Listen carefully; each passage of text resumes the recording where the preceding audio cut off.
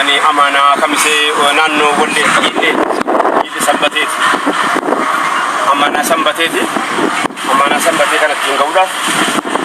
إيجا يجوا كانوا ندانو يجت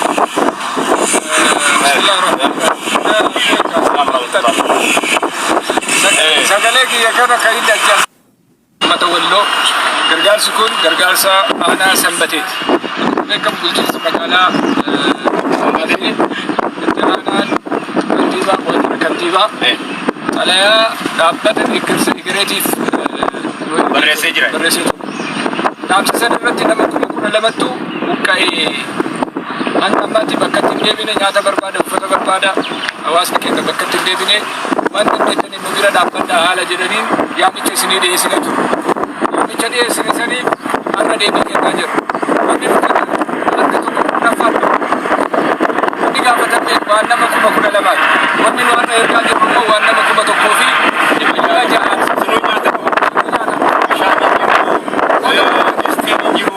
mana wajin bidege saba baati kana gura nafsi amekuyu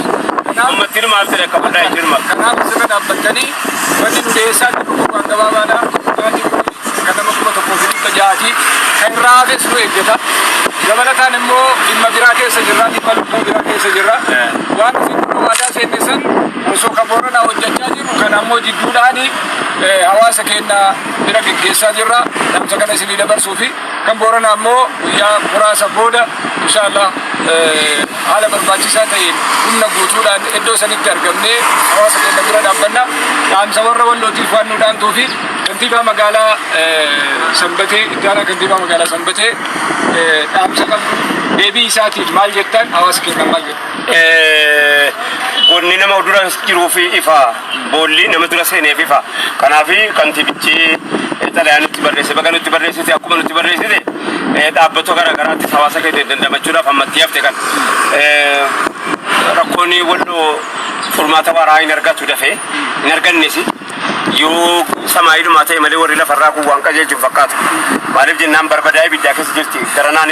garanaanis waatiitti hojjetame waggaa dheeraa waa itti hojjetamee dhuftee as keessa malee daree guyyaa keessaa miti kun immoo birmannaa dirqama birmannaa hawaasaa barbaada birmannaan hawaasaa kun yoollee atleast isii madooftillee madoo wallaannachuun isii beeloftillee bakkeettaftillee bakkeen basanatti satarachuun waan keenya ture amma manneen barnootaa keessa jiru namni achir viidiyoo achirraa dhufu baay'ee nama gaddisiisa yoo jiraachuu dandeenye waan nyaataman nuti argitu waan jedhu fa'i jira eessa kunis nyaata taajumna nama jiraate nyaata jedhanii sirrii dhaqqani namni haadha qabu itti yaadu namni obboleettii qabu namni dubartiidhaa dhalate inni kaan yoo dhakaarraa tolfame moojisaati akkana fakkaata garuu namni namaaf yaadu namni namarraa dhalate namuwaaf yaada yoo dhakaarraa dhalate garuu waa tokko waan goonuu hin qabne yoo immoo dhalatee kee dhakaa ta'e sin beeyi itti yaaduun dirqama keenya walloo kallattii lama sadiin caba qabdi caba sii kana itti birmatanii wallaannachuun har'as sababa rakkinni booranaa dhufeef jecha rakkinni walloo akka waan dagatameeti malee hin dagatamne akka waan dagatameeti garuu kanaaf rakkoo walloo numa qaba inshaallah rabbi jedhe amma nyaata nama 1,600 yeroo jennu hammam tokko dhaqee yeroo bu'ee ka'e eessumatti tolfatti laataanis immoo yaaddessaadha maaliif jennaan nama 12,000 buqqa'ee bakkee jiraa jedhee kantiibaa magaalaatu haasa'e kantiibaa magaalaa eegaa haasa'e immoo filmachuun kanuma hawaasa keenyaa taa'ee hawaasa keenya hawaasni walloo ammallee akkuma sanatti jirti jedhee qeeroon ammallee qabu suuraanii walloo hamma kana namni akka inni bakka hin arganne godhamuudhaaf jecha namni suuraa walloo kaasee biyyatti gabbaasan jiru hin baane faallaasaa immoo namni isin hin ta'in suuraanni daldalatti baafachuudhaaf boorana jira kaameeraa fudhatee beela keenya gabbaasuudhaaf kaameeraa kan nagadaa anna shakkiin qaba footoo hojjetamaa jiru kana keessaa hawaasa keenya footoo kaasanii baranjiitti keessanii gurgurachuuf illee jedhee shakkii qaba yoo kaasnes akka itti kaafnuu fi nu satarataa keenya golgataa garii himataa nutu beeka waan ta'eef abbaa dhibdi wanni kun kanaaf namni hundituu dhage kaasuu baate natti tola harka ormaatiin fayituu ka'uu baate natti tola waan abbaatu beeka waan ta'eef keenya nuutuu kaafanni natti tola tu ambiduu kaasuu baate natti tola kanaaf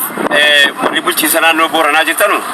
waan ambii suuraa gurgurachuudhaaf jecha yookaan immoo nu xiqqaannee jennaan walitti agarsiisanii gammaduuf jecha hojjetu keessatti wanna kaasuu yaadamuu qabaan jedhaan gama kooti inni gatinaan jedha ayyoo akka malli ittifaa footoo kaasanii gadhiisaa jiru. Haadha dadhabdee kuftee ciiftu haati jara akkanatti ciisan jechuudhaaf haa ta'u yookaanis immoo gatii itti baafachuuf haa ta'u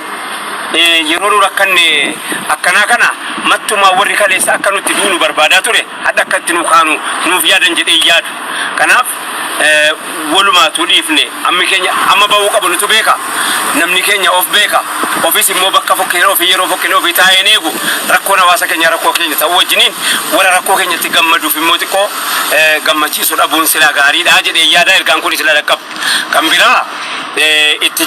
jirtanii akkuma beekamu rakkoon Booranaa ijoolleen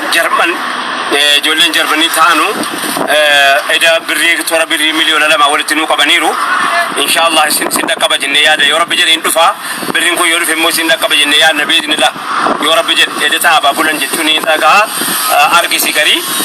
akkuma kana namoonni si komandollee waa hojjetaa jira.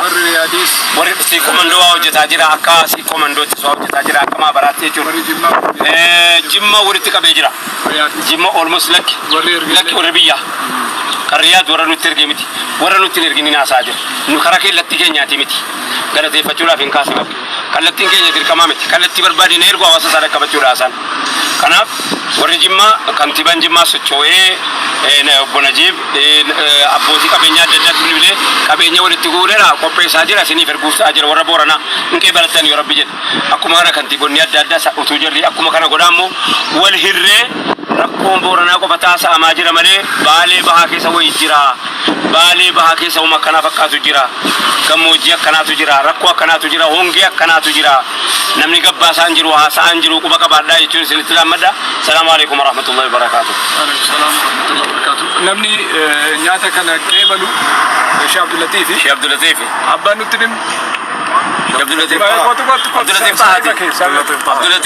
Sheikh Abdul Latif Tahatu seerraa qeebala kantiibaa waammate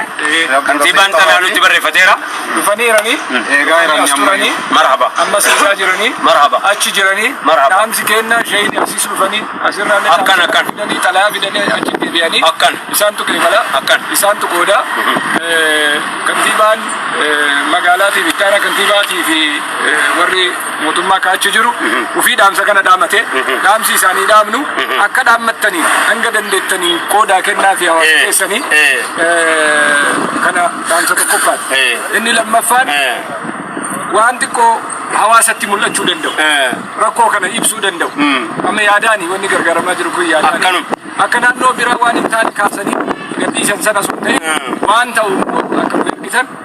dhaamsi kun waan hawaasa biyoo bira ga'e kana ta'a jettan dhaamsi kun immoo oguu isin bira ga'e akkaataa itti raabsamee fi viidiyoo isaas waliin nu ergaa amanaan keessa nu dhaqqabeeraa nu jedha nu deebisa kana qaammanna. Assalaamu alaikum. Maayyiirratti qophii Booranaa kanarratti abbootiin gadaa utuu silaa dura buutanii abbootiin amantaa utuu silaa dura buutanii qeessonni sheekonni abbootiin gadaa utuu silaa dura buutanii jettanii wanni kun gargaarsa waaraa ta'a jara sanatti abdii hora